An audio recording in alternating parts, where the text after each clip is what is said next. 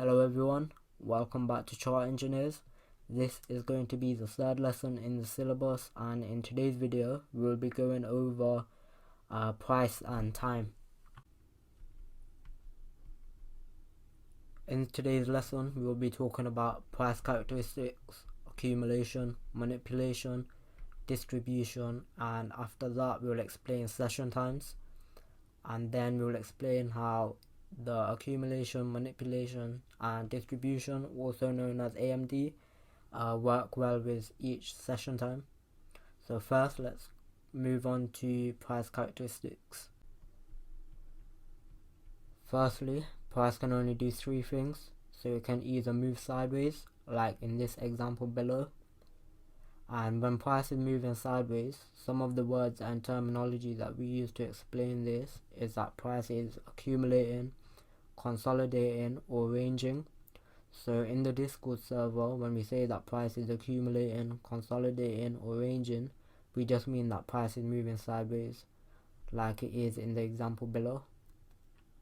And then price can either move down, and what this means is that price will start to trend down and start to break structure lows. So what we would call this is that price is expanding or trending down, like in this example, price has started to move down. And finally, price can then either move up, and this is just the opposite of price moving down. So it's when price starts to break structure highs and starts to expand to the top side, like it is in the example shown below. So now that we know price characteristics, we can now move on to accumulation, manipulation, and distribution, which is also known as the AMD fractal. So what is AMD? AMD is a fractal pattern that we use to help us get a better understanding of what the markets wants to do. And when we say AMD is a fractal pattern, it means that it works on all time frames, from the monthly time frame all the way down to the M1 time frame. So AMD consists of three steps, and they are accumulation, manipulation, and distribution. And by the end of this video, you should have a good understanding of what AMD is and how to identify and trade them. The AMD fractal will help give you a better understanding of where the market wants to go in terms of direction. So this will allow you to be on the correct side of the markets more often than being on the incorrect side. So now let's move on to the first step of AMD, which is accumulation. Accumulation is when price starts to move sideways, like it is in the picture below. We can see that price is just ranging between the two blue boxes, and it's ranging without expanding to the top side or the bottom side. So when price starts to range like this, it usually leads to a big expansion to either the top or bottom side, as we remember from price characteristics that price can only do one of three things, which is range, move up, or move down. So let's assume that before the market started to accumulate like as here, let's just say that price was in an uptrend. So when price starts to range like that, a lot of retail speculators would assume that price will continue to trend up. So what they do is continue to take long positions with their stops below accumulation, and I'll just quickly mark that out for you. So their stops would be there, and as we discussed in the liquidity video, this means that there will be a lot of liquidity below the accumulation. So at this fractal low, there would be a lot of liquidity, also known as sell orders, as the only way to exit a buy position is to sell it back at a cheaper price. And if you're still a bit confused on this, I would recommend that you watch the liquidity video back again. So this would then lead us to the next step in the AMD fractal, and that is manipulation. Manipulation is the second step in the AMD fractal. Manipulation when institutional speculators see that there's a lot of liquidity above or below the accumulation, and in this example we will just assume that there's a lot of liquidity below the accumulation. So they know that there will be a lot of retail speculators who are in long positions with their stops below the accumulation, and as we know, trading is a zero-sum game. So the institutional speculators would want price to go lower so they can trigger their sell orders. So here we see that price goes down to take out all of the stops below. So the retail speculator sell orders were then paired with the institutional speculator buy orders. So what this does is that it stops all the retail speculators out, and this is called the manipulation phase of the AMD fractal. And now we will move on to the final stage of the fractal, which is distribution. Distribution is the last step in the AMD fractal. So distribution and expansion mean the same thing, and that is when price starts to trend upwards very quickly, or when price starts to trend downwards very quickly. And this will occur after the manipulation phase, and price will usually distribute in the opposite direction of the manipulation. So here we see after the manipulation, price moves up very quickly. So we see 4 very bullish candles, and this is because of the injection of liquidity in the markets after pairing the retail speculator sell orders with the institutional speculators buy orders. Our aim is to be in the distribution phase of the AMD fractal. So we would want to be taking positions after the manipulation phase happens, and this is because we don't want to be taking long positions too early like the other retail speculators who got stopped out during the manipulation. And this is because the distribution is a big movement, so that's why we would want to be in the distribution phase. So in this example, if we took a long position before price started to distribute, we would then see price become very bullish and our trades would be extremely profitable. So now I've explained the AMD fractal. I'll just give a quick recap in the next slide.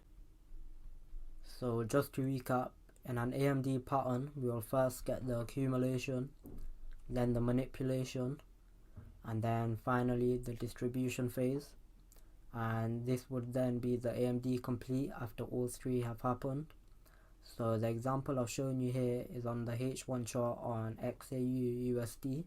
However, AMD is a fractal pattern, which just means that AMD can occur on all time frames, and the difference between the time frames is how much it will distribute. So how many pips it will distribute and how long it would take for the full AMD to occur. So on the monthly it could take a couple of months, and on the weekly it could take a couple of weeks, and the daily will take a couple of days. And the next difference is how much it will distribute. So on the monthly time frame it will distribute a lot more compared to the 5-minute time frame. But other than that, the same rules and characteristics of AMD are the same on all time frames. So now that we fully understand what AMD is, I'll be able to move on to session times. So session times are the times that the markets are most volatile. So this just means that at these times the markets will be a lot more liquid and have a lot more movement in them. So when we're trading, we want to trade at these time periods so we can capitalize on the liquidity and on the big movements in the markets. So the first session is the Asia session, and this is from 1 AM till 4 AM GMT. So at this time the markets will be volatile, and that is because this is the time that institutional speculators in Asia are starting to trade. So there will be a lot of liquidity in the markets during this time, and Asia is usually the least volatile session compared to London and New York session. So this is when price will usually just accumulate. The second session is the London session, and this is from 7 AM till 10 AM GMT. The markets will be volatile and active during these times because this is when the institutional speculators in London will start to trade. So this will bring a lot of liquidity and volume into the markets. And in a bearish day, the London session will usually create the high of the day, and in a bullish day, the London session will usually create the low of the day. So this can be seen as the manipulation session. So first we'll have the Asia session, which price could accumulate, then the London session where price could manipulate, and then we would have the New York session, which is from 1 p.m. till 5 p.m. GMT, and the markets will be active during these times because this is when the institutional speculators in New York will start to trade. So this will bring a lot of volume and liquidity into the markets. And furthermore, in a bearish day, New York will usually create the low of the day, and in a bullish day it will create the high of the day. So this can be seen as a distribution session. So we would have Asia accumulation, London manipulation, and New York for the distribution. And then we would be at the end of the day where we would have our dead zone, which is from 9 p.m. till 12 a.m. And a dead zone is when all of the speculators from Asia, London and New York are now not trading, so there will not be a lot of liquidity in the markets. So we will not be looking for any entries during these times because there won't be a lot of liquidity. So now that we understand all of the three sessions and what dead zones are, we can now move on to accumulation, manipulation and distribution, and how they work with these session times. So firstly, we have Asia session, and usually the Asia session is the least volatile compared to London and New York. So a lot of times, like in this example below, price may just accumulate during Asia. So let's assume that before this Asia PA, price was bearish and in a downtrend. So when price accumulates like it has here, a lot of retail speculators will start shorting the markets because they believe that it will go lower. So they will short with the stop losses above the accumulation, and this will build a lot of liquidity above the accumulation, which can be seen here. So when the London session starts, the institutional speculators will see there's a lot of liquidity above the accumulation, so they would manipulate prices to go higher like it has in this example. This will then trigger all of the buy orders which are above the accumulation and pair it with the sell orders of the institutional speculators who are trading in the London session. So what this means is that all of the retail traders who are shorting during Asia with their stops above the Asia high, that builds a lot of liquidity, and then in London session the institutional speculators manipulate prices higher to stop them out. And then once we get this manipulation in London session, we'll then move on to New York session.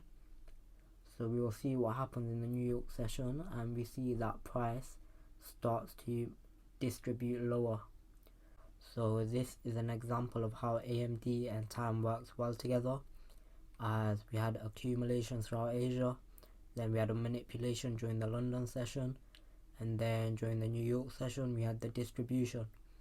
So how we would ideally trade this is to wait for the manipulation to occur in London, and then we will look for an entry before price distributes lower.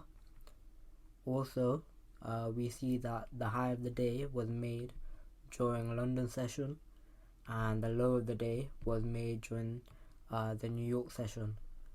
So this is a clean example of how AMD would work with the session times. So now that we've got an understanding of AMD and session times and how they work together, we can now move on to how you can backtest and spot AMD. So now that you lot have an understanding of what AMD is and how to spot them, I would recommend that you backtest them yourself, so you train your own eyes, so it's easier to spot them in actual live market conditions. So here's a chart where I'll just quickly show you two more examples. So first we've got the accumulation, then the manipulation, and then the distribution, and then straight away after we've got accumulation, manipulation, and then distribution again. So these are just the last two examples that I'll show you. So now we've come to the end of this video. So I hope you found it useful, and if you've got any questions, then just let us know on the Discord server. So yeah, I'll catch you all then.